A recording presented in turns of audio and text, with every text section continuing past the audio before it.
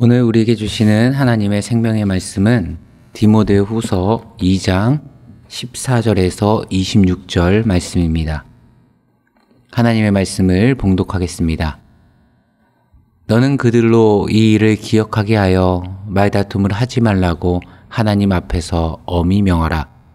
이는 유익이 하나도 없고 도리어 듣는 자들을 망하게 함이라. 너는 진리의 말씀을 옳게 분별하며 부끄러울 것이 없는 일꾼으로 인정된 자로 자신을 하나님 앞에 드리기를 힘쓰라. 망령되고 헛된 말을 버리라. 그들은 경건하지 아니함에 점점 나아가나니 그들의 말은 악성 종양이 퍼져나간 것 같은데 그 중에 후메네오와 빌레도가 있느니라. 진리에 관하여는 그들이 그릇되었도다. 부활이 이미 지나갔다 하므로 어떤 사람들의 믿음을 무너뜨리느니라. 그러나 하나님의 견고한 터는 섰으니 인침이 있어 일렀으되 주께서 자기 백성을 아신다 하며 또 주의 이름을 부르는 자마다 불의에서 떠날지어다 하였느니라. 집에는 금그릇과 은그릇뿐 아니라 나무 그릇과 질그릇도 있어 귀하게 쓰는 것도 있고 천하게 쓰는 것도 있나니 그러므로 누구든지 이런 것에서 자기를 깨끗하게 하면 귀히 쓰는 그릇이 되어 거룩하고 주인의 쓰임에 합당하며 모든 선한 일에 준비함이 되리라. 또한 너는 청룡의 적용을 피하고 주를 깨끗한 마음으로 부르는 자들과 함께 의와 믿음과 사랑과 화평을 따르라. 어리석고 무식한 변론을 버리라. 이에서 다툼이 나는 줄 알미라. 주의 종은 마땅히 다투지 아니하고 모든 사람에 대하여 온유하며 가르치기를 잘하며 참으며 거역하는 자를 온유함으로 훈계할지니 혹 하나님이 그들에게 회개함을 주사 진리를 알게 하실까 하며 그들로 깨어 마귀의 올무에서 벗어나 하나님께 사로잡힌 바 되어 그 뜻을 따르게 하실까 함이라. 아멘. 오늘은 깨끗한 그릇이라는 제목으로 하나님 말씀 증거하도록 하겠습니다. 우리의 인생이 하나님께 쓰임을 받는다는 것, 그것은 말로 다 할 수 없는 귀하고 영광스러운 일입니다. 오늘 본문의 바울은 복음의 1세대로서 하나님께 귀하게 쓰임을 받았던 하나님의 종으로 이제는 복음의 2세대인 디모데가 그 바톤을 이어받기를 소망하며 오늘 디모데에게 집에서 사용하는 그릇을 비유로 권면하고 있습니다. 오늘 본문 20절과 21절을 보면 집에는 금그릇과 은그릇뿐 아니라 나무그릇과 질그릇도 있어 귀하게 쓰이는 것도 있고 천하게 쓰이는 것도 있나니. 여기서 큰 집은 바로 교회를 의미하고 그릇은 성도들을 의미합니다. 즉 교회에서 좀 더 큰 관점에서는 하나님 앞에서 다양한 종류의 그릇들이 존재한다는 것입니다.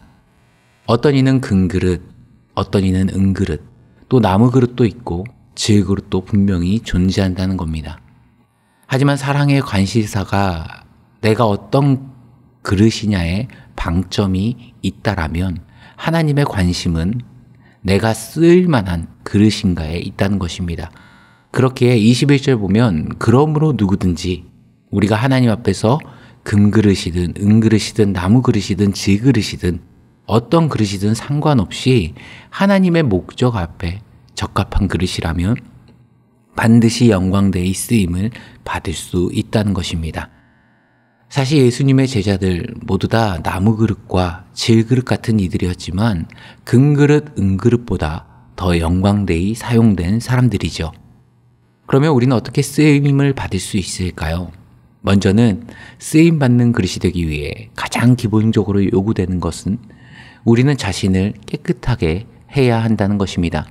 본문 21절을 보면 그러므로 누구든지 이런 것에서 자기를 깨끗하게 하면 성경은 깨끗한 그릇이 되어야 한다 이야기합니다.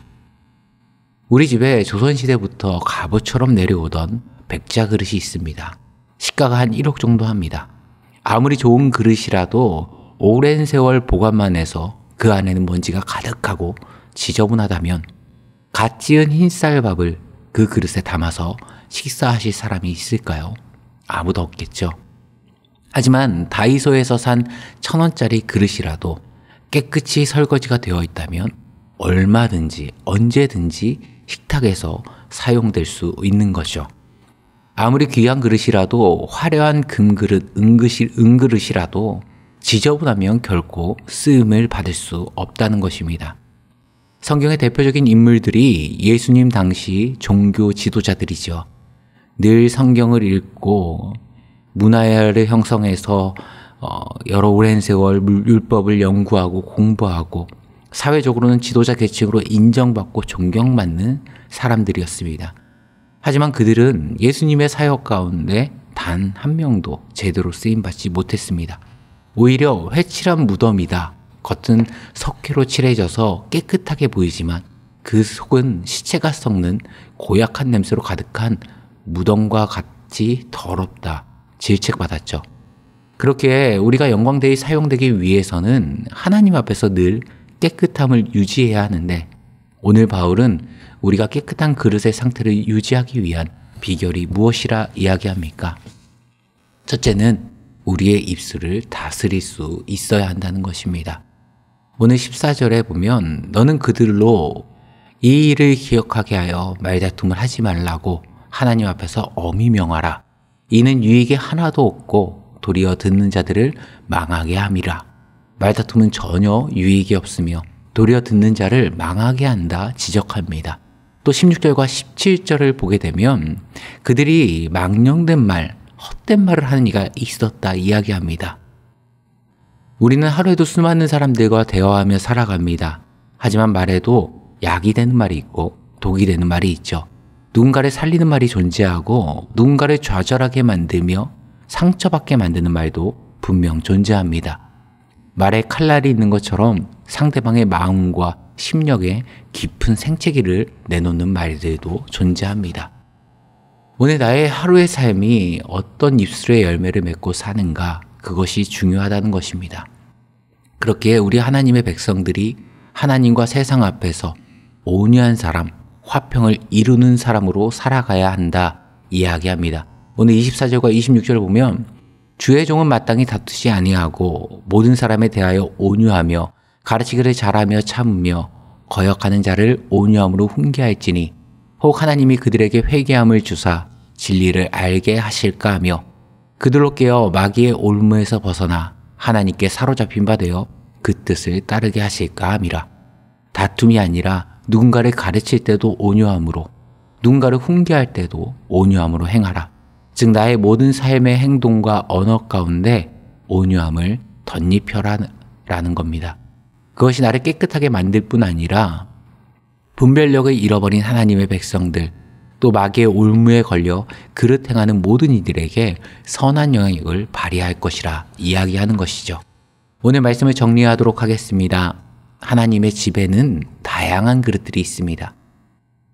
큰 그릇도 있고 작은 그릇도 있고 또 금으로 만든 그릇도 있고 은그릇, 나무 그릇, 질그릇. 하나님이 보실 때 모든 인간은 그릇과 같은 존재들입니다. 물론 그릇 자체의 가치도 중요하겠죠. 하지만 더 중요한 것은 과연 하나님께서 귀하게 쓰임받을 수 있는, 하나님께 사용될 수 있는 그릇인가의 문제입니다. 우리의 입술의 열매가 다른 일을 세우고 일으키는, 성령의 열매를 맺는, 말하든지 행하든지 어떤 모습이라도 온유함을 잃지 않고 나아갈 때 비록 금그릇, 은그릇은 아닐지 몰라도 주님 앞에 깨끗한 그릇이 되어서 하나님 나라를 위해, 주님의 몸된 교회를 위해 귀하게 영광되이 쓰임받을 줄 믿습니다. 오늘 하루도 하나님 앞에서 깨끗한 그릇으로 살아가시는 사랑하는 성도님들 되시길 간절히 소망합니다. 함께 기도하시겠습니다. 참 좋으신 하나님 아버지, 오늘 한날 우리에게 주어진 시간들을 살아갈 때 우리의 입술의 모든 말이 하나님을 찬양하며 다른 일을 세우고 일으키는 생명의 열매를 맺게 하옵시고 무엇을 하든지 예수 그리스도의 온유함을 품고 행하게 하여 주옵소서. 이 모든 말씀 우리 주 예수 그리스도의 이름으로 기도드리옵나이다. 아멘.